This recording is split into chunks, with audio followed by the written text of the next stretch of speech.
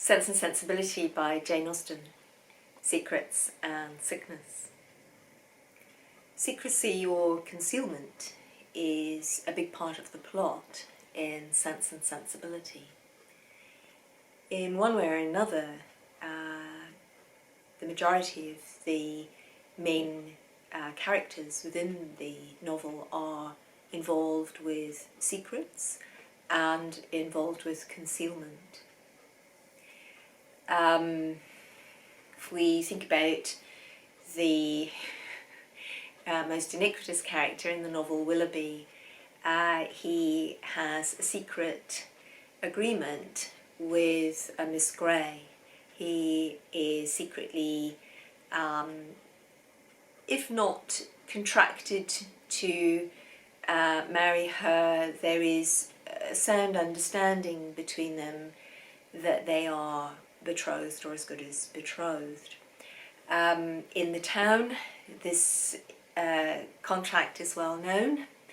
They are an established couple, but in the country this contract is not known, and it's a secret that Willoughby is able to keep concealed. This was an era in which people were starting to be able to move around more freely, together with the agricultural revolution and the early stages of the Industrial Revolution. There was a revolution in the means of transport.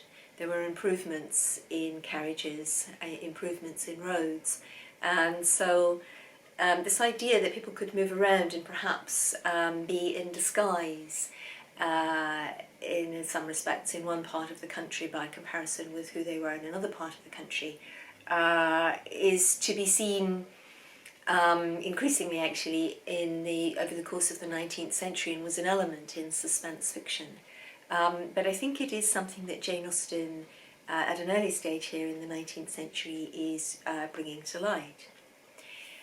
Willoughby has another secret, of course, which is the illicit affair that he has had with Eliza, a very inexperienced young girl who is an illegitimate child and who is the ward of Colonel Brandon. And this is another way in which we see a link between Willoughby and Colonel Brandon. You know, they're both in love with the same woman, Marianne. As is discussed in another video, they have these contrasting personalities. They have certain aspects of their personalities which are in common, but the outward manifestation of their personalities is by contrast, and yet underlyingly there are some similarities, but they're expressed in different ways and for different reasons. And here as well, Colonel Brandon has a secret relationship as well with Eliza, but the secret relationship that he has with Eliza is that she is his ward. She is the daughter of the woman with whom he was previously so very much in love, who married his brother under duress, who became estranged from his brother, and who had an illegitimate child, whom ultimately Colonel Brandon has taken care of. The world at large believes that Colonel Brandon's secret is that he has a love child. Colonel Brandon keeps concealed that Eliza is his ward and an illegitimate child, illegitimate young woman, which was quite a considerable stigma at the period. So as his love child as well, she would still be illegitimate, but perhaps he feels that she has more protection in some ways if people believe that she is his child rather than the child of an unknown individual who is, as a point of fact, dead. Colonel Brandon has to somehow take care of the damage that Willoughby has caused to Eliza by having an illicit affair with her outside of wedlock and causing her to become pregnant. This is a very serious matter, obviously, and even in today's world it would be a serious matter. In this time it was an extremely serious matter and really meant that Eliza was cast out of society, mainstream society now for the rest of her life.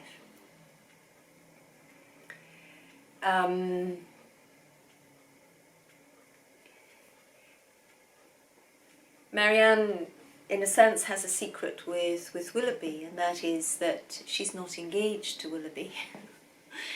Their behaviour appears to signal to the world around them that there is an understanding between them that they will get married. Their behaviour is so intimate, so affectionate for the standards of the day, that it's believed that they are engaged.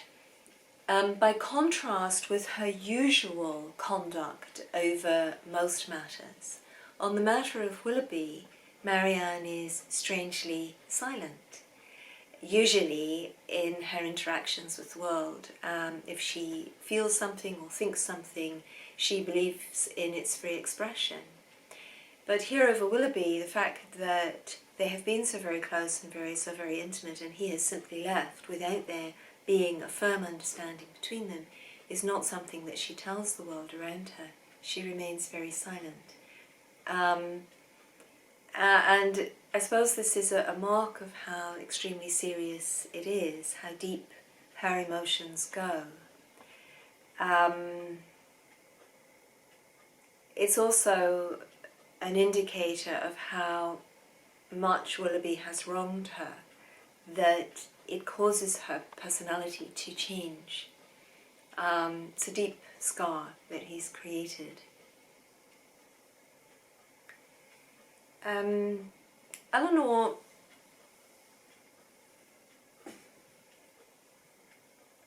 doesn't, in a sense, create secrets. She comes by secrets. She comes by the knowledge that Edward Ferrars, with whom she's in love, is engaged to Lucy Steele, because Lucy Steele tells her this, but she tells it to her in confidence, so Elinor is unable to share it, which means that her feelings for Edward, which everyone believes will ultimately manifest in marriage, whilst she knows that they won't, so she's gradually trying to detach her emotions from Edward, her feelings on this matter remain a secret.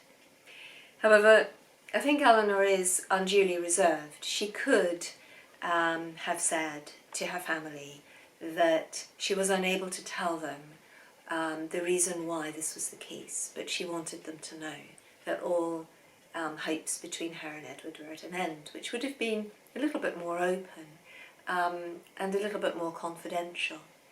There are reasons that she states for not having done this, but Elinor is a very reserved character as well in many respects.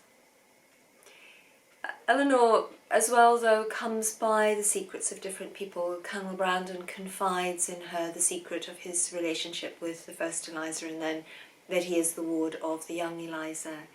Willoughby also, later on in the story, confides in Elinor the secret of his life, the truth about his side of the relationship with Marianne, and she later divulges the story to Marianne at a point when she thinks Marianne is strong enough to take it and will be able to benefit from the knowledge. Colonel Brandon nurses a secret passion for Marianne during the course of most of the novel, although it's detectable by many, especially Mrs. Jennings. Mrs. Jennings and Sir John Middleton play at secrets. They tend not to have secrets. They are a much more open type of character than many of the younger, more modern characters, more sophisticated, more town-based, more fashionable characters. Their manners are slightly old-fashioned, coming from a slightly earlier era, where perhaps etiquette was less refined, but real values such as hospitality, generosity, kindness, true friendship were of more importance, and those solid qualities of loyalty to others come through in both Mrs. Jennings and Sir John Middleton. And the secrets that they talk about, the secrets that they're trying to find out about, are all really games. And in many respects, they're not trying to expose people's private lives. They're just having a little bit of a jolly, although Elinor and Marianne take the sort of quest after their secrets rather seriously.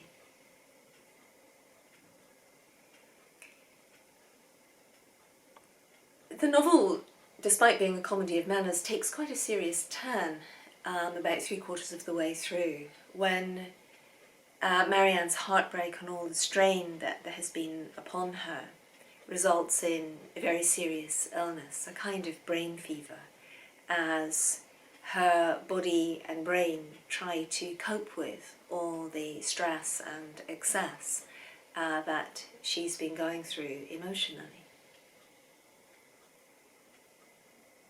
The sickness is a sort of purging, perhaps a kind of cleansing of Marianne for all the passionate emotions that she had for Willoughby. There was a prejudice at this time against women having feelings of passionate intensity for men who were not their husbands.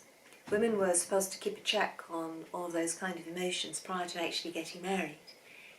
Too bad in many respects if you ended up getting married to a man with whom you weren't in love because you simply had to get married. There wasn't really a choice. There was no financially viable choice otherwise than to marry a man whom you weren't in love with. Or because, in fact, you'd been married for money, and whilst you might have been in love, your husband wasn't in love with you, so probably that side of the marriage was not as good as it might have been.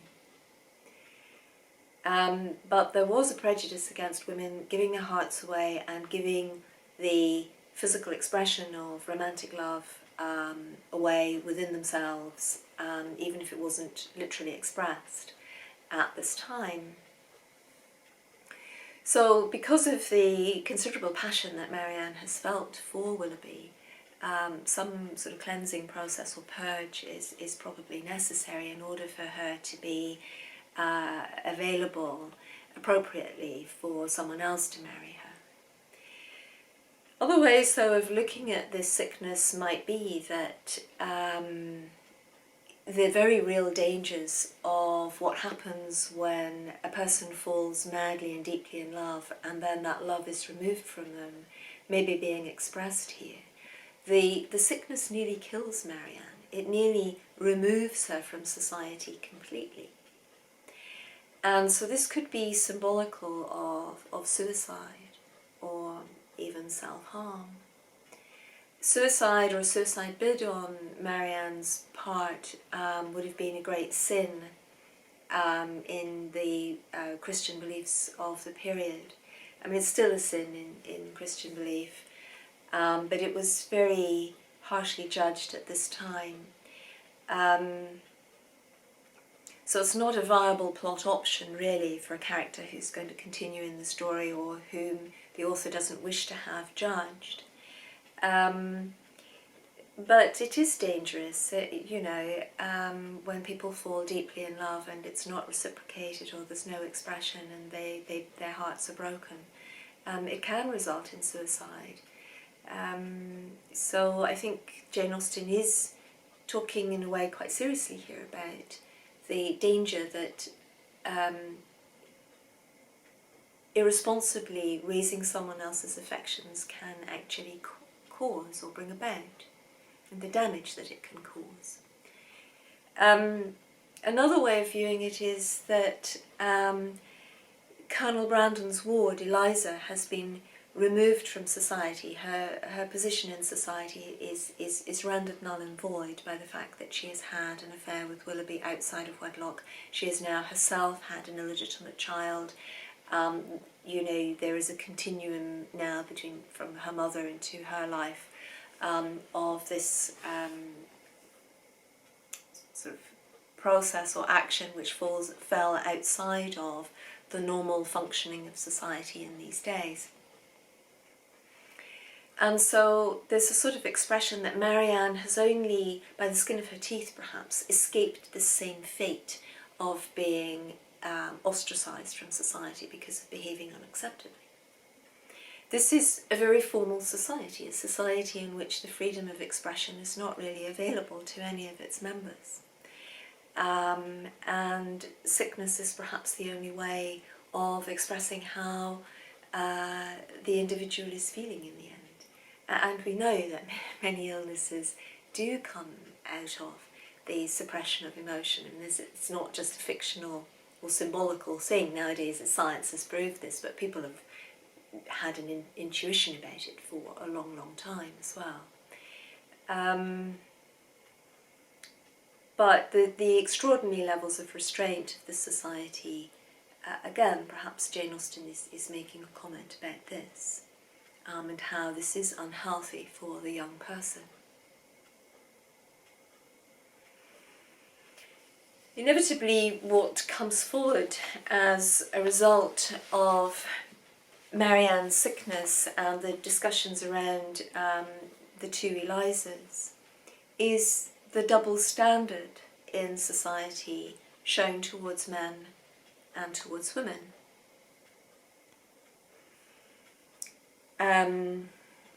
The author is in many respects out of step with her society in the attitude that she takes towards the sexual transgressions of the two Elizas.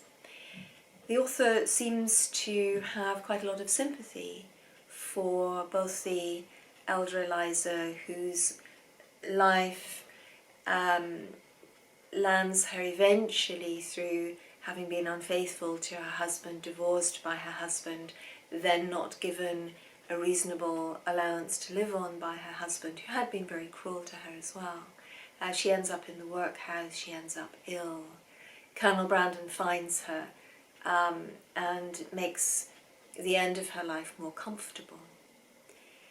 So the author seems not to pass judgment on the older Eliza and the situation that she finds herself in due to this sort of element of sexual transgression. Of course, the male party of the adulterous affair in the marriage will not have been cast out, will not have been rejected from society, will not have gone through this level of suffering at all.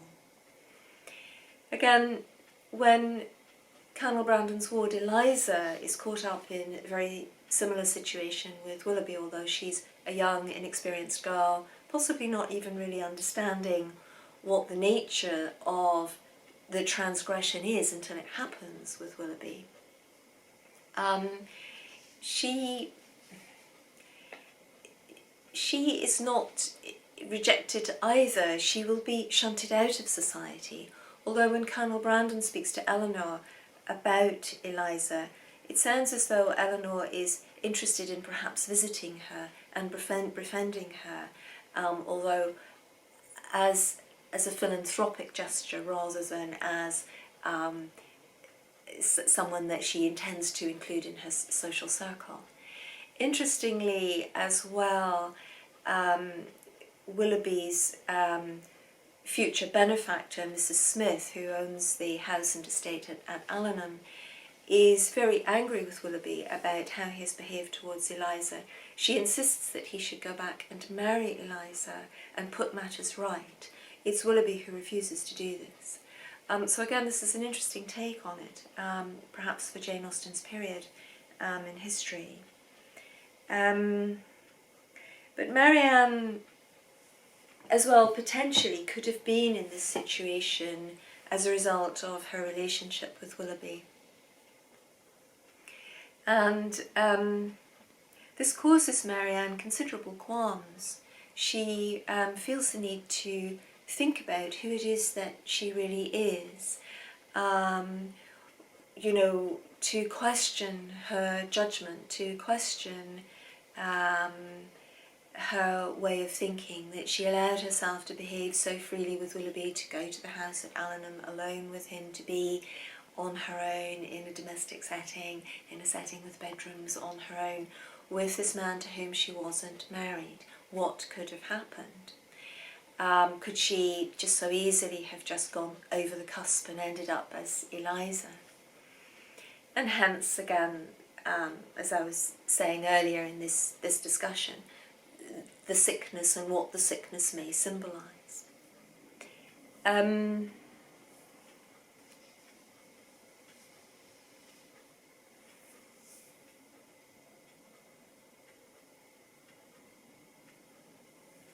Yes, there is, in other ways, we see the double standards or the disparity of the way in which men and women are treated in this society.